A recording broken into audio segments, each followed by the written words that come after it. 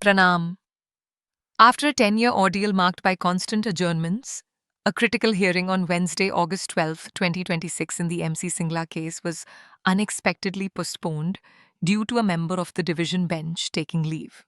Depending on which side of the bench you are, this latest setback serves as a poignant illustration of institutional insensitivity, as many elderly petitioners have passed away while waiting for a final verdict.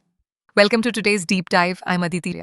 We are so glad you're joining us for a walk and talk through of a really striking analysis of a single seemingly mundane administrative note from India's Supreme Court on August 12th. Yes, a note that is literally just 4 words long, right? Justice Nath on leave. Right, exactly, just 4 words. But our mission today is to explore how this, quiet delay detonated like a shell for thousands of elderly bank retirees, and what it actually exposes about the architecture of institutional indifference. I mean, we tend to look for big dramatic verdicts, but here the real story and the real impact is buried in routine bureaucracy. Absolutely. And to understand why those 4 words matter so much to you or anyone else, we have to look at the people actually reading them. This is the MC Singla pension updation case. Oh, officially SLPC 5561 of 2016 for those tracking it. Yes, that one. So the petitioners are former bank workers in their 70s, 80s, even 90s, who have been fighting since 2008 or since 2016 in the Supreme Court for pension parity with the Reserve Bank of India. Their core argument is that a pension is a deferred wage. Right. Which means theoretically it should, scale with economic reality and inflation. Exactly. But the legal process itself has just become this brutal endurance test. Because when a judge goes on routine leave, the docket simply collapses for that entire day. And here's where it gets really interesting. I mean, imagine running a marathon for 10 years, and at the very last kilometer, someone just picks up the finish line and moves it. Wow. Yes, it's perfectly put. Right? That's what this note did by pushing the verdict back another month. These are people who tragically have to count medicines, not milestones. In some cases, the original petitioners have passed away.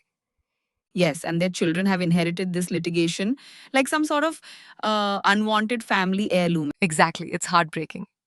What's fascinating here, though, is that this isn't active malice. I mean, nobody's actively trying to hurt them. It's just institutional insensitivity. The system fundamentally fails to use protective scheduling for a vulnerable demographic. Meaning they treat everyone exactly the same. Exactly. It treats a 90-year-old's final appeal with the exact same scheduling urgency as, say, a corporate contract dispute. But wait, how is the court's scheduling architecture so fragile? I mean, think about a global supply chain. If one factory manager calls in sick, the entire shipping network doesn't just halt for a month. You would think, So, why doesn't protective scheduling already exist? well, mainly because India's judicial architecture was historically built around the availability of the bench, not the lifespan of the litigant. Courts operate as isolated silos, basically. Oh, I see. Yes. So if a specific bench is hearing a part heard matter, there is no plug and play mechanism to just swap another judge in. ANF for very good reasons too. Really, why is that? Well, in a complex case such as MC Singla, involving complex maths around BPS, DA merger points, DA neutralization, and so forth, these subjects are so nuanced and intricate that it is critical to have the same division bench hear the case throughout. For one thing, it saves both sides having to re explain grounds already covered and so on. We have a special request. If you're listening to this podcast and believe other pensioners and their family may find it useful, please look for the hype feature on YouTube and hype this podcast. Or ask your grandchildren. They will know how. Furthermore, please subscribe, share on Facebook, and leave a comment for the algorithm if you haven't done so already. It ensures our podcast reaches people like you who needs to see this. Thank you. Okay, let's unpack this a bit.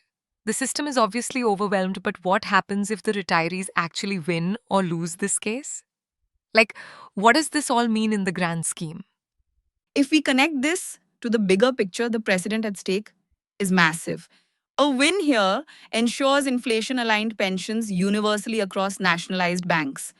It forces the entire financial sector to update its structural mathematics. Wow, that's huge. And if they lose, In the rather unlikely event that bank retirees lose, a loss sends a blunt, honestly chilling message. Basically, that service to the nation does not guarantee dignity in old age. Furthermore, given that the pension corpus is nearly 5 lakh crore, the pension scheme that bank retirees paid into is allegedly indistinguishable from Ponzi scheme. that is a heavy allegation. Right. And remember the staggering context here. There are over 80,000 pending cases in the Supreme Court alone, and literally hundreds of thousands more in lower courts.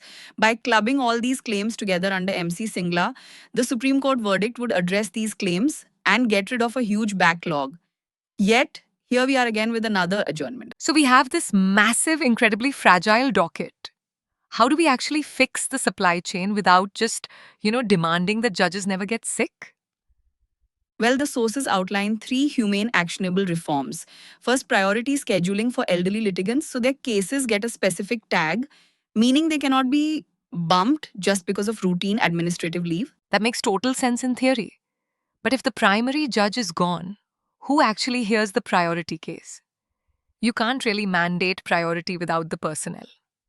Exactly, which necessitates the second reform, which is backup benches for final hearings.